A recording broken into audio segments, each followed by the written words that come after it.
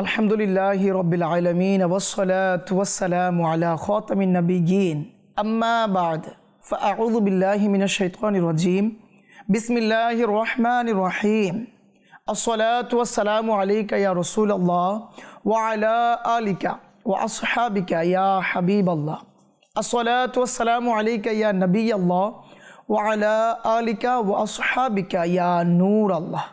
প্রিয় মদিনী চ্যানেল দর্শকবৃন্দ, আপনাদের পছন্দের ধারাবাহিক অনুষ্ঠান সাহাবায়ে কেরাম আলাইহিম রিদওয়ানগণদের মাতাগণ নিয়ে আরও একবার আপনাদের সামনে উপস্থিত হয়েছি। যে যেখান থেকে আমাদের অনুষ্ঠান দেখছেন সবাইকে এক রাশ প্রীতি ও শুভেচ্ছা জানাচ্ছি।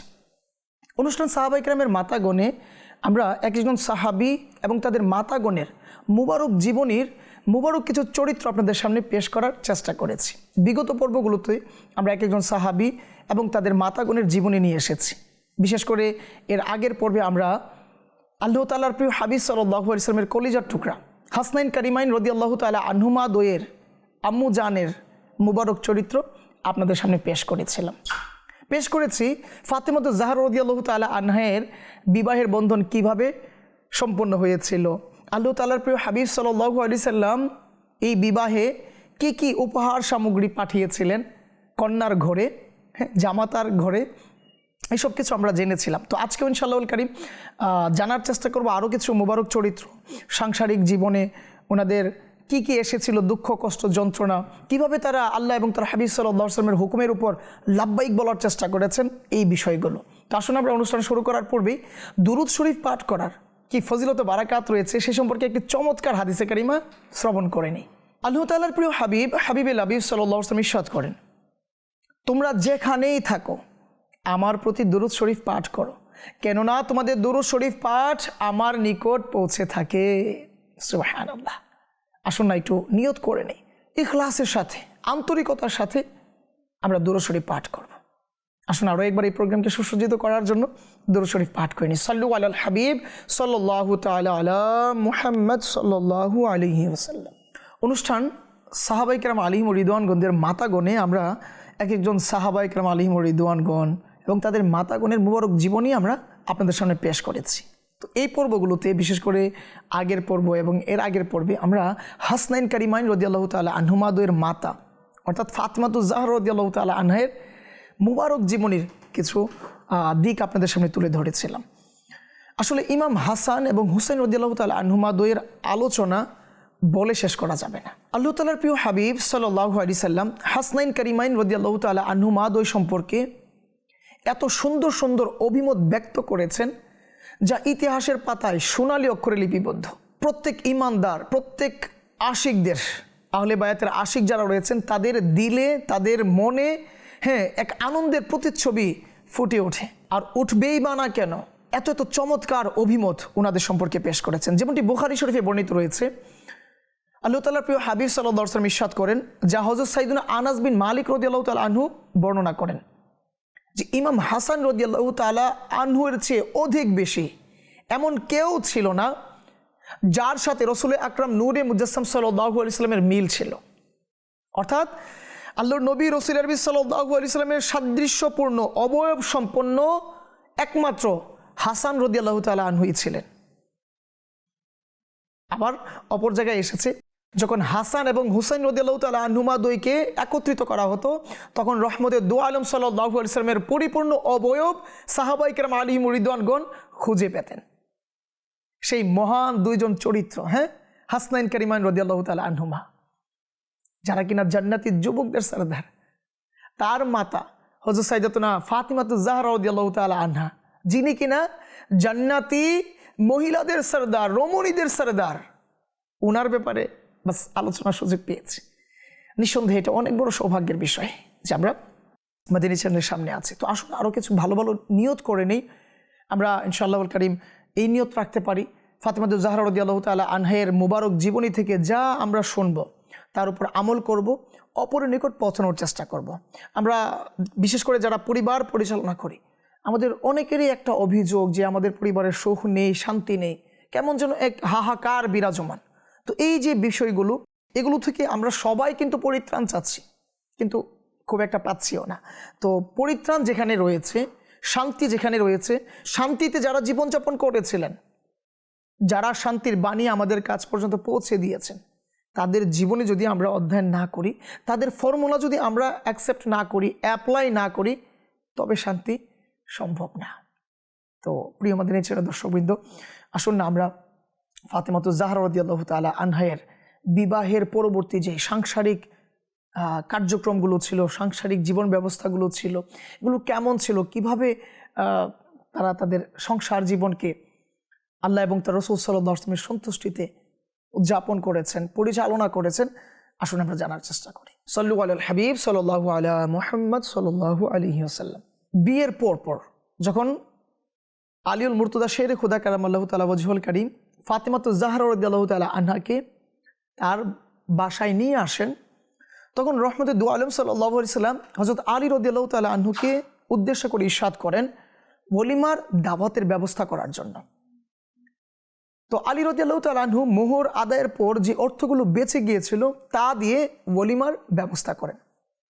আর এত সুন্দর ব্যবস্থাপনা ওই ওলিমাতে ছিল, যেখানে পনির ছিল, খেজুর, জবের নান এবং গোশত ছিল। হযরত আসমা রাদিয়াল্লাহু তাআলা আনহা থেকে বর্ণিত যে তৎকালীন সময়ে সবচাইতে উত্তম যে ওলিমার ব্যবস্থা ছিল সেটা হচ্ছে আলী রাদিয়াল্লাহু তাআলা আনহু এবং ফাতেমাতুজ জাহরা রাদিয়াল্লাহু তাআলা আনহার বিয়ের ওলিমা ছিল। আল্লাহু আকবার। ফাতেমাতুজ জাহরা রাদিয়াল্লাহু তাআলা আনহা যখন নিজের নতুন গৃহে অবস্থান করলেন, তখন হুজুর করিম সাল্লাল্লাহু আলাইহি সাল্লাম তার নিকট প্রায়শই তাশরিফ আনতেন, দরজায় দাঁড়িয়ে অনুমতি নিতেন। আল্লাহু আকবার। দু আলমের বাদশাহ তিনি তার সন্তানের ঘরে প্রবেশ করবেন, তো দরজায় দাঁড়িয়ে অনুমতি নিতেন। আল্লাহু আকবার। অর্থাৎ এই মুবারক চরিত্রগুলো আমাদের জীবনকে সুসজ্জিত করার জন্য বাস যথেষ্ট। আমরা যদি আমাদের অন্তরের চক্ষু দ্বারা, অন্তরের কর্ণ দ্বারা যদি আমরা তা পর্যবেক্ষণ করতে পারতাম, এখানে একজন পিতা হিসাবে কি কি ভূমিকা রয়েছে, একজন পিতা তার সন্তানের কাছে কিভাবে যাবে, এই বিষয়গুলো আজকে যদি আমরা মনোযোগের সাথে শ্রবণ করি, তবে ফাতেমাতুজ জাহরা রাদিয়াল্লাহু তাআলা আনহা এবং আমাদের প্রিয় নবী সাল্লাল্লাহু আলাইহি সাল্লাম এর মুবারক জীবনী থেকে আমরা নিতে পারব। তো প্রিয় মাদিনী চ্যানেলের দর্শকবৃন্দ, একবার খেয়াল করে দেখুন যে রহমতে দু আলম সাল্লাল্লাহু আলাইহি সাল্লাম তার আপন কন্যার ঘরে তাশরিফ রাখবেন, অনুমতি নিচ্ছেন। অতঃপর আল্লাহ তাআলার প্রিয় হাবিব সাল্লাল্লাহু আলাইহি ওয়াসাল্লামের ডাকে সাড়া দিয়ে ফাতেমাতুজ জাহরা রাদিয়াল্লাহু তাআলা আনহা লাব্বাইক বলতেন, আর আল্লাহর নবী রাসূল সাল্লাল্লাহু আলাইহি ওয়াসাল্লাম ভিতর প্রবেশ করতেন। তো একদা আল্লাহর নবী রাসূল সাল্লাল্লাহু আলাইহি ওয়াসাল্লাম ফাতেমাতুজ জাহরা রাদিয়াল্লাহু তাআলা আনহার ঘরে প্রবেশ করলেন আর একটি পাত্রে পানি আনালেন, নিজের পবিত্র হাত তাতে রাখলেন এবং হযরত আলী রাদিয়াল্লাহু তাআলা আনহুর বুক ও বাহুতে পানি ছিটালেন। এরপর হযরত ফাতেমাতুজ জাহরা রাদিয়াল্লাহু তাআলা আনহাকে নিজের কাছে ডাকলেন। তিনি লজ্জায় অবনত হয়ে হুজুরে পাক সাল্লাল্লাহু আলাইহি ওয়াসাল্লামের সামনে এলেন। হুজুর সাল্লাল্লাহু আলাইহি ওয়াসাল্লাম তার উপরও পানি ছিটালেন এবং বললেন, হে ফাতিমা, আমি তোমার বিয়ে খানদানের সর্বোত্তম ব্যক্তির সাথে দিয়েছি। আল্লাহু আকবার। প্রতিটা ধাপে ধাপে নিজের সন্তানকে উৎসাহ, উদ্দীপনা দেওয়া, সম্পর্ককে আরো গাঢ় করার জন্য। আজকে এই জায়গায় এসে আমি পিতা হিসেবে কি করছি? নিজের সন্তানকে তো বিয়ে দিয়ে দিলাম, কিন্তু আমার জামাতা সম্পর্কে আমি আমার সন্তানকে কতটুকু বোঝাচ্ছি, আমার জামাতার সচরিত্র সম্পর্কে, তার ভালো দিকগুলো সম্পর্কে আমি কতটুকু আমার কন্যাকে অবগত করতে পারলাম। আমি একজন মাতা হিসাবে আমার সন্তানকে যার কাছে বিয়ে দিলাম তার সম্পর্কে কতটুকু ভালো সুধারণা আমার সন্তানের দিতে পারলাম। তো এই ঘটনাগুলো কেন এসেছে? যখন বিদায় দিচ্ছিলেন আল্লাহ নবী রাসূল সাল্লাল্লাহু আলাইহি ওয়াসাল্লাম, বিগত পর্বে আমরা শ্রবণ করেছিলাম, তখনও আল্লাহ তাআলার প্রিয় হাবিব সাল্লাল্লাহু আলাইহি ওয়াসাল্লাম ইরশাদ করেছিলেন যে, হে ফাতিমা, আমি তোমাকে সর্বোত্তম ব্যক্তির সাথে বিবাহ দিয়েছি। আর এই জায়গায় এসে আমি মাতা হিসাবে আমি এমন একটা অবস্থানে পৌঁছে যাই যে আমার ফ্যামিলি স্ট্যাটাস, আমার ব্যাকগ্রাউন্ড, আমার সন্তানের ব্যাকগ্রাউন্ড বাস, আর যার কাছে বিয়ে দিয়েছি সে তো আস্তাগফিরুল্লাহ, সে তো একটা নিম্ন পরিবারের, তার তো শিক্ষা অল্প, সে স্বল্প শিক্ষিত, অল্প শিক্ষিত, এটা সেটা, তার কি আছে? আমি তো সব কিছু দিয়েছি, আমি তো তার বিবাহের বন্দোবস্ত করে দিয়েছি, তার শপিং, তার ওলিমা, এটা সেটা সব আমি করে দিয়েছি, আবার চাকরির জন্য আমি সুপারিশ করেছি, কত কিছু। তো এটা কেন করছি? এটার পিছনে আমার উদ্দেশ্য কি? আমি কি নিজের অজান্তেই আমার সন্তানের সংসারকে ভাঙার চেষ্টা করছি কিনা? একটু তো খেয়াল করার চেষ্টা করি। হ্যাঁ, এটা এমনই হচ্ছে, এটা এমনই হচ্ছে, হয়তো আপনি খেয়াল করছেন না। তার জন্য আমাদের উচিত নিজের সন্তানকে, নিজের কন্যাকে বারবার বোঝানো, হ্যাঁ তোমার স্বামী এত ভালো, তোমার স্বামীর এই অবস্থান, যা আছে আলহামদুলিল্লাহ, এটাই হচ্ছে কল্যাণ, আর এতেই সম্পর্ক মজবুত হবে। আল্লাহ আসানি দান করুক। আল্লাহ সুবহানাহু ওয়া তাআলা আমাদেরকে বাস বুঝার তৌফিক দান করুন। সাল্লু আলাল হাবিব সাল্লাল্লাহু তাআলা আলা মুহাম্মদ সাল্লাল্লাহু আলাইহি ওয়াসাল্লাম। হাসনাইন কারিমাইন রাদিয়াল্লাহু তাআলা আনহুমা দুয়ের মাতা ফাতিমাতুজ জাহরা রাদিয়াল্লাহু তাআলা আনহা সংসার করছিলেন আলী রাদিয়াল্লাহু তাআলা আনহুর সাথে। বাবার বিচ্ছেদ, মায়ের বিচ্ছেদ ছিল ওনাদেরও মাঝে, হ্যাঁ ওনার মাঝেও, ফাতিমাতুজ জাহরা রাদিয়াল্লাহু তাআলা আনহার মাঝেও বাবা মায়ের বিচ্ছেদ ছিল। তারপরেও নিজের স্বামীর অবর্তমানে কিংবা নিজের স্বামীর অনুমতি ছাড়া ঘর থেকে এক চুল পরিমাণ বের হওয়ার ইচ্ছা পোষণ করেননি। হ্যাঁ, আর দু আলমের বাদশাহ যিনি পিতা ছিলেন আল্লাহু আকবার, তিনিও তার কন্যাকে দেখার জন্য প্রায়শই যাওয়ার চেষ্টা করেন। তো যাতায়াতে অনেকটা কষ্ট হতো, কারণ এখনকার মতো তো তখন যানবাহন ছিল না, এত অত্যাধুনিক পরিবেশ তো ছিল না তখন। তারপরও পিতা হিসাবে খোঁজখবর নেওয়ার জন্য প্রায়শই ফাতিমাতুজ জাহরা রাদিয়াল্লাহু তাআলা আনহার বাড়িতে আল্লাহ নবী রাসূলুল্লাহ সাল্লাল্লাহু আলাইহি ওয়াসাল্লাম তাশরিফ রাখতেন। একদিন রাসূল করিম সাল্লাল্লাহু আলাইহি ওয়াসাল্লাম হযরত ফাতিমা রাদিয়াল্লাহু তাআলা আনহাকে বললেন, বেটি প্রায় তোমাকে দেখতে আসতে হয়, তোমাকে আমি কাছে নিয়ে যেতে চাই। আল্লাহু আকবার। পিতার আকাঙ্ক্ষা যে বেটি তোমাকে আমি প্রায়শই তো দেখতে আসি, আমার মনে চাই যে আমি তোমাকে আমার কাছে নিয়ে যাই। হযরত ফাতিমা রাদিয়াল্লাহু তাআলা আনহা আরজ করলেন, হে আমার পিতা যান, আপনি যদি আশেপাশে কোনো একটি বাড়ি আমার জন্য দেখে রাখতেন। আমার জানা মতে আপনার পছন্দের একজন সাহাবী যিনি আপনাকে খুব ভালোবাসেন, হারিসা বিন নোমান রাদিয়াল্লাহু তাআলা আনহুর অনেক বাড়ি আছে আপনার আশেপাশে। আপনি যদি তাকে কোনো একটি বাড়ি খালি করার আদেশ দিতেন, তবে হয়তো আমি আপনার কাছাকাছি চলে যেতাম। আল্লাহু আকবার। রাহমাতুল দু আলম সাল্লাল্লাহু আলাইহি ওয়াসাল্লামের বারগাহে আরজি পেশ করছে তারই কন্যা, আর সম্পদকার তার সাহাবীর, যে কিনা বারবার লাব্বাইক বলে তার সম্পত্তির অনেক অংশ, বেশিরভাগ অংশ রাহমাতুল দু আলম সাল্লাল্লাহু আলাইহি ওয়াসাল্লামের কদমে লাব্বাইক বলে উৎসর্গ করে দিয়েছিলেন ওই সাহাবী হারিসা বিন নোমান রাদিয়াল্লাহু তাআলা আনহু। তো চিন্তা করে দেখুন, আল্লাহ তাআলার প্রিয় হাবিব সাল্লাল্লাহু আলাইহি ওয়াসাল্লাম ওই সময় তার কন্যাকে কিভাবে বুঝালেন। আল্লাহ নবী রাসূলুল্লাহ সাল্লাল্লাহু আলাইহি ওয়াসাল্লাম ইরশাদ করলেন, হে আমার কলিজার টুকরা, এমনিতেই তো হারিসা অনেক সম্পত্তি আমার ডাকে লাব্বাইক বলে উৎসর্গ করে দিয়েছে, আমি আবার কিভাবে নতুন করে তার কাছে বাড়ি চাইব? আমার খুব লজ্জা হচ্ছে, আমি এটা পারবো না। আল্লাহু আকবার। আর সন্তান কেমন ছিলেন, যে পিতা বললেন বাস মেনে নিলেন, কোনো বাট কিন্তু হয় কিচ্ছু ছিল না, ঠিক আছে লাব্বাইক। তো পরবর্তী সময়ে হারিসা বিন নোমান রাদিয়াল্লাহু তাআলা আনহু ওই ঘটনা কিভাবে যেন শুনে নিলেন। ঘটনাক্রমে তার কান পর্যন্ত পৌঁছালো যে আল্লাহ তাআলার প্রিয় হাবিব সাল্লাল্লাহু আলাইহি ওয়াসাল্লামের শাহজাদি ফাতিমাতুজ জাহরা রাদিয়াল্লাহু তাআলা আনহা এই ইচ্ছা পোষণ করেছিলেন। আর আল্লাহর নবী রাসূলুল্লাহ সাল্লাল্লাহু আলাইহি ওয়াসাল্লামের ইচ্ছা ছিল যে তার কলিজার টুকরাকে কাছে নিয়ে আসার। আর যখন একথা শুনলেন হারিসা বিন নোমান রাদিয়াল্লাহু তাআলা আনহু, সাথে সাথে রহমতে দু আলম সাল্লাল্লাহু আলাইহি ওয়াসাল্লামের বারগাহে উপস্থিত হয় আর লাব্বাইক বলে আরজ করতে লাগলেন, ইয়া রাসূলুল্লাহ সাল্লাল্লাহু আলাইহি ওয়াসাল্লাম, আমার যা কিছু আছে, আমার মাতা পিতা আপনার কদমে উৎসর্গ হোক, আপনার কাছেই আমার সম্পদ একমাত্র নিরাপদ। আমি মনে করি আমার যা আছে তা যদি আপনার কাছে থাকে তবে এটা সর্বোত্তম ব্যবহার হবে এবং এটা সর্বোত্তম নিরাপদে থাকবে। আমি এখনই আপনার পাশের যে বাড়িটি আছে সেটি খালি করিয়ে দিচ্ছি, বাস আপনার দরবারে আমার জান মাল সম্পদ সবকিছু কোরবান হোক ইয়া রাসূলুল্লাহ সাল্লাল্লাহু আলাইহি ওয়াসাল্লাম। এই বলে হারিসা বিন নোমান রাদিয়াল্লাহু তাআলা আনহু তার পছন্দের এক বাড়ি খালি করে দিলেন। পরবর্তী সময়ে আলী রাদিয়াল্লাহু তাআলা আনহু এবং হযরত ফাতিমা রাদিয়াল্লাহু তাআলা আনহাকে হারিসা বিন নোমান রাদিয়াল্লাহু তাআলা আনহুয়ের বাড়িতে আল্লাহর নবী রাসূলুল্লাহ সাল্লাল্লাহু আলাইহি ওয়াসাল্লামের আদেশক্রমে নিয়ে আসা হলো। চিন্তা করে দেখুন কত সুন্দর এক্সিস্টেন্স ছিল।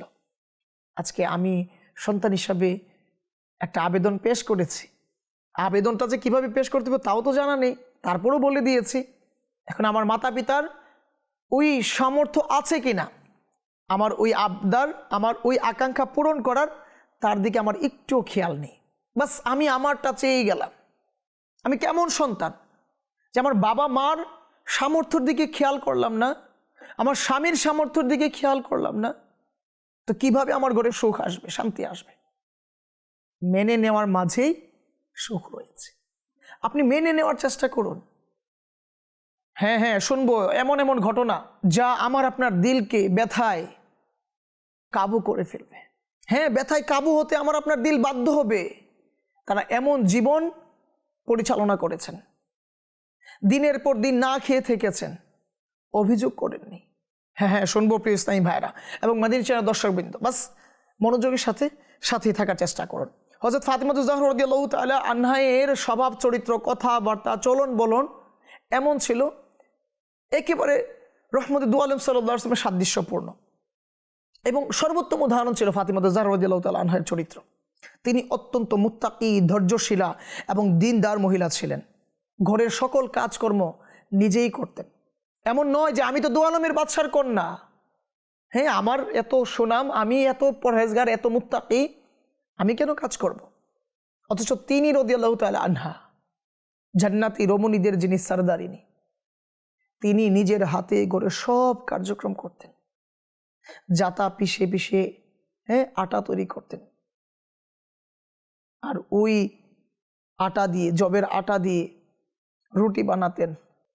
তারপরও কোনো অবজেকশন ছিল না যে এটা কেন সমস্যা, ওইটা কেন সমস্যা, হ্যাঁ চুলায় ভালো করে আগুন কেন জ্বলে না, কেন হ্যাঁ মানে একেবারে পিষে, আগে তো ওরকম ছিল না, আগে মানে পিষতে হতো জবকে, কোনো অবজেকশন ছিল না যে আমি কেন পিষবো। তো প্রিয় ইসলামী ভাইরা, আমরা আজ কত আরামে আছি, কত ভালো অবস্থানে আছি, রেডিমেড গম পাচ্ছি। এখন তো রেডিমেড আটার রুটিও বাজারে চলে এসেছে, বাস একটু হিট দিলেই হয়ে যাচ্ছে রুটি। সেই জায়গায় কত অবজেকশন আমার আপনার, আর কত কষ্ট করেছেন। হযরত ফাতিমা জাহরা রাদিয়াল্লাহু তাআলা আনহা দরিদ্র ও বুভুক্ষায় তাকে পুরোপুরি সহযোগিতা করতেন। এমন নয় যে ফাতিমা জাহরা রাদিয়াল্লাহু তাআলা আনহা ওনার যে চাহিদাগুলো ছিল তা বাস পেশ করবে, এটা শিক্ষা ছিল না পারিবারিকভাবে। মহান সম্মানিত জলিল কদর পিতা, আরব তথা সমগ্র জাহান, দো জাহানের বাদশাহ রাহমাতুল আলামিন সাল্লাল্লাহু আলাইহি সাল্লামের সন্তান হিসাবে কখনোই নিজের মাঝে ওই ভাব নিয়ে আসতেন না। আর রহমতে দু আলম সাল্লাল্লাহু আলাইহি ওয়াসাল্লাম, যিনি কুল কায়নাতের বাদশাহ, উনারই কন্যা, উনারই জামাতা দিনের পর দিন না খেয়ে থাকে, কয়েক বেলা অব্যাহতভাবে অভুক্ত থাকতেন। একদিন স্বামী স্ত্রী উভয়ই 8 প্রহর পর্যন্ত ভুখা ছিলেন। কোন স্থানে মজুরির বিনিময়ে আলিউল মুর্তদা শেরে খোদা কারামাল্লাহু তাআলা ওয়াজহুল কারীম 1 দিরহাম পেয়েছিলেন। তখন রাত হয়ে গিয়েছিল। কোন স্থান থেকে 1 দিরহামের বিনিময়ে জব কিনে বাড়িতে পৌঁছালেন। ফাতিমা জাহরা রাদিয়াল্লাহু তাআলা আনহা হাসি খুশি ভাবে নামদার স্বামীকে অভ্যর্থনা জানালেন যে আমার স্বামী 1 দিরহামের বিনিময়ে জব নিয়ে এসেছেন। অভ্যর্থনা জানালেন, তার নিকট থেকে জব নিয়ে পিষতে লাগলেন, রুটি বানালেন এবং আলিউল মুর্তদা শেরে খোদা কারামাল্লাহু তাআলা ওয়াজহুল কারীমের সামনে তা রাখলেন। তার খাওয়ার পর তিনি খেতে বসলেন। স্বামী যখন খাওয়া শেষ করলেন তখন তিনি খেতে বসলেন। ওই সময় হযরত আলিউল মুর্তদা শেরে খোদা কারামাল্লাহু তাআলা ওয়াজহুল কারীম বলতে লাগলেন যে আমার মনে পড়ে যাচ্ছে সাইয়্যিদুল বাশার রহমতে দু আলম সাল্লাল্লাহু আলাইহি ওয়াসাল্লামের ওই ইরশাদ, যেখানে আল্লাহ নবী রাসূল সাল্লাল্লাহু আলাইহি ওয়াসাল্লাম ইরশাদ করেছেন ফাতিমা জাহরা রাদিয়াল্লাহু তাআলা আনহা দুনিয়ার সর্বোত্তম মহিলা। চিন্তা করুন, স্বামীর মুখ থেকে এই কথা, এই আদেশ, এই ফরমান বের হওয়াটা, এটা কতটা ত্যাগের বিনিময় হয়। স্বামী আজ কত বাজার নিয়ে আসে, ব্যাগ ভর্তি বাজার নিয়ে আসে, ফ্রিজ ভর্তি খাবার আছে, ওয়ার্ড্রোব ভর্তি জামা আছে, তারপরেও স্বামীর দিকে মায়ার নজরে, ভালোবাসার নজরে তাকানোর সুযোগ নেই আমার, সময় নেই আমার। ফোনের পর ফোন, ট্যাক্সের পর ট্যাক্স, এটা সেটা, এক লিস্ট সামনে পেশ করা। কেন করছি আমি এগুলো? আদৌ কি এর মধ্যে সুখ আছে কিনা? হ্যাঁ, আপনি যদি প্রশ্ন করুন তবে বারবার উত্তর আসবে সুখ নেই। তো কেন আমি এর পিছনে পড়ে আছি? বাস বোঝার চেষ্টা করুন। আজ আমার সংসারে সব কিছু পরিপূর্ণ থাকার পরেও কত কত অভিযোগ, কত কত অভিযোগ। তো এই অভিযোগগুলো কি আদৌ আমার সংসারে সুখ এনে দিতে পারে কিনা একটু প্রশ্ন করি। হ্যাঁ, আপনি যতবার প্রশ্ন করবেন ততবার উত্তর আসবে না। তবে কেন আমি এমনটা করছি? কেন আমি ধৈর্যশীলদের অন্তর্ভুক্ত হচ্ছি না? কেন আমি ফাতেমাতুজ জাহরা রাদিয়াল্লাহু তাআলা আনহার মতো মহিয়সী নারীর চরিত্রকে সামনে আনছি না? ওনাদের জীবনী অধ্যয়ন করছি না? কেমন পারিবারিক শিক্ষা তারা পেয়েছিলেন? আজকে একজন মা হিসাবে আপনি নিজেকে প্রশ্ন করুন, আপনি কতটুকু ভূমিকা রেখেছেন এই জায়গায়? কিভাবে আপনার সন্তানকে লালন পালন করেছেন? আর কেমন ছিলেন ফাতেমাতুজ জাহরা রাদিয়াল্লাহু তাআলা আনহা? কেমন ছিলেন হাসনাইন কারিমাইন রাদিয়াল্লাহু তাআলা আনহুমা দুয়ের মাতা? আল্লাহু আকবার। দিনের পর দিন না খেয়ে থাকতেন, কখনো 8 প্রহর, কখনো 6 প্রহর পর্যন্ত ওনারা ভুখা থাকতেন। তারপরও এখানে সেখানে গিয়ে আস্তাগফিরুল্লাহ বলতেন না যে আমরা তো ক্ষুধার্ত, আমাদের ঘরে কিচ্ছু নেই। আর আপনি এই জায়গায় এসে একটা কিছুর কমতি দেখলে আপনি টেক্সট পাঠিয়ে দেন, আপনি পোস্ট করে দেন, আপনি অমুক তমুকের কাছে বলে বেড়ান যে আমার এটা লাগবে তো ওইটা নেই, এইটা সমস্যা তো ওইটা এখনো সমাধান হয়নি। আর ওনাদের কি চিন্তা ভাবনা ছিল? না খেয়ে থেকেছেন, কাজ করেছেন, অভাবকে সামলিয়েছেন, এভাবে নিজেদের জীবনকে গুছিয়েছেন, কারো কাছে কিছু বলেন। হ্যাঁ বলেছেন রহমতে দু আলম সাল্লাল্লাহু আলাইহি ওয়াসাল্লামের বারগাহে, হ্যাঁ হ্যাঁ আরও পেশ করেছেন। কবি বলে না, কবি কত সুন্দরভাবে লিখেছেন, বলি দুঃখ কারে আমার, কে শুনিবে বলো সরওয়ার, বলি দুঃখ কারে আমার, কে শুনিবে বলো সরওয়ার, আমার বিরহ বেদনা, আমার বিরহ বেদনা, মদনী মদিনে ওয়ালে, মদনী মদিনে ওয়ালে, মদনী মদিনে ওয়ালে।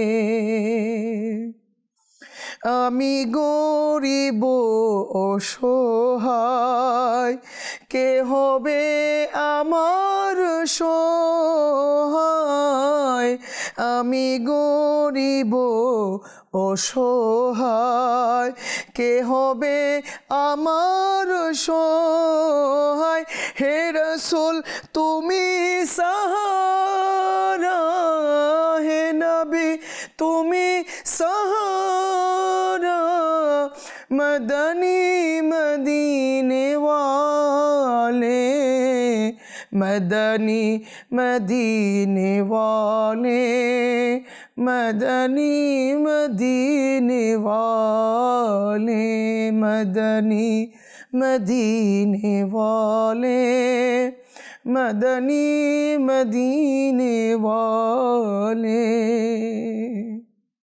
সত্যি কথা, উনি ছাড়া এই জগতে আমাদের সহায় কেউ নেই। অমুক তমুকের কাছে বলে কি ফায়দা হয়েছে? আপনি আরজি পেশ করুন।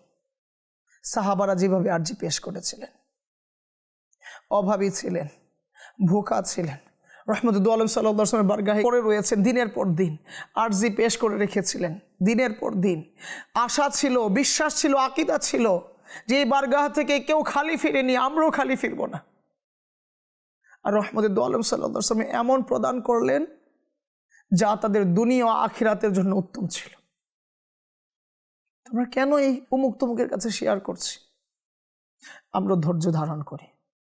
আমরা ফাতেমাতুজ জাহরা রাদিয়াল্লাহু তাআলা আনহার চরিত্র থেকে নসিহত গ্রহণ করি।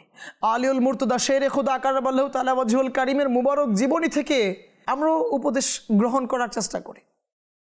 ইনশাআল্লাহুল কারীম এর ওসিলায় আমার আপনার সাংসারিক জীবন, আমার আপনার পারিবারিক জীবন, সামাজিক জীবন অনেক বেশি সুন্দর হয়ে যাবে। যদি আমরা চাই যে আমাদের সংসার, আমাদের পরিবার, আমাদের সামাজিক জীবন অনেক বেশি সুন্দর হয়ে যাক। তবে আমাদের এই পদ্ধতি ছাড়া আর কোনো বিকল্প পদ্ধতি নেই। আপনি চিন্তা করছেন আপনি 50 ইনকাম করছেন, তো এখন 60, আবার ওভারটাইম ইত্যাদি ইত্যাদি চিন্তা ভাবনা, একটা আছে তো আরও একটা বিজনেস নতুনভাবে নেবেন। নেভার। কোনো পদ্ধতি আপনার আমার সংসারে সুখ এনে দিতে পারবে না। এমন কোনো পদ্ধতি নেই যা আমার আপনার সংসারে সুখ এনে দিতে পারে এই পদ্ধতির বাহিরে গিয়ে। বাস একটু বোঝার চেষ্টা করুন। আল্লাহ সুবহানাহু ওয়া তাআলা আমাদের সবাইকে বোঝার এবং আমল করার তৌফিক দান করুন। আমিন। বিজাহিন নবীল আমিন সাল্লাল্লাহু তাআলা আলাইহি ওয়াসাল্লাম। সাল্লু আলাল হাবিব সাল্লাল্লাহু তাআলা আলা মুহাম্মদ সাল্লাল্লাহু আলাইহি ওয়াসাল্লাম। প্রিয় আমাদের চ্যানেল দর্শকবৃন্দ, অনুষ্ঠান সাহাবায়ে কেরাম আলাইহিমুর রিদওয়ানগণদের মাতাগণ আলহামদুলিল্লাহ একের পর এক মূল্যবান কিছু তথ্য বলে আপনাদেরকে দেওয়ার চেষ্টা করছি। মাদানী চ্যানেল বাংলার পক্ষ থেকে এটা অনেক বড় নিয়ামত যে আমরা এই কলুষিত অধ্যায়ে, কলুষিত পারিবারিক জীবনে এত সুন্দর এক দিক নির্দেশনা পাচ্ছি। একজন সাহাবারা কিভাবে তাদের মাদের সাথে উত্তম আচরণ করেছেন, একজন মাতা হিসাবে কিভাবে তাদের সংসার সন্তান লালন পালন করেছেন, সব কিছুর এক কম্বিনেশন আলহামদুলিল্লাহ এই অনুষ্ঠানের মাধ্যমে আমরা খুঁজে পেয়েছি। তো অনুরোধ থাকবে বিগত পর্বগুলো আমরা যারা দেখার সুযোগ পাইনি যেন মাদানী চ্যানেল বাংলার অফিসিয়াল চ্যানেল থেকে, ইউটিউব চ্যানেল থেকে যেন আমরা দেখে নিই এবং এই চরিত্রগুলো যেন আমাদের সামনে রাখার চেষ্টা করি। আমরা দেখতে দেখতে অনুষ্ঠানের প্রায় শেষের দিকে চলে এসেছি। আসবো ইনশাআল্লাহ কারীম আগামী এপিসোডে। পরবর্তী যেই জীবনীগুলো রয়েছে সাংসারিক জীবনে আর কি ওনাদের দুঃখ কষ্ট ছিল, কিভাবে সন্তান লালন পালন করেছেন, কিভাবে স্বামীর হক আদায় করেছেন, এই সব কিছু সম্পর্কে ইনশাআল্লাহ কারীম আগামী পর্বে আমরা জানার চেষ্টা করব। ততক্ষণ পর্যন্ত ভালো থাকুন। স্বামী, সন্তান, সংসার এর যে হক রয়েছে তা আদায়ের জন্য ব্যস্ত থাকার চেষ্টা করুন। তা আদায় কিভাবে করতে হয় তা জানার জন্য মাদানী চ্যানেল বাংলা দেখতে থাকুন। সাল্লু আলাল হাবিব সাল্লাল্লাহু তাআলা আলা মুহাম্মদ সাল্লাল্লাহু আলাইহি ওয়াসাল্লাম।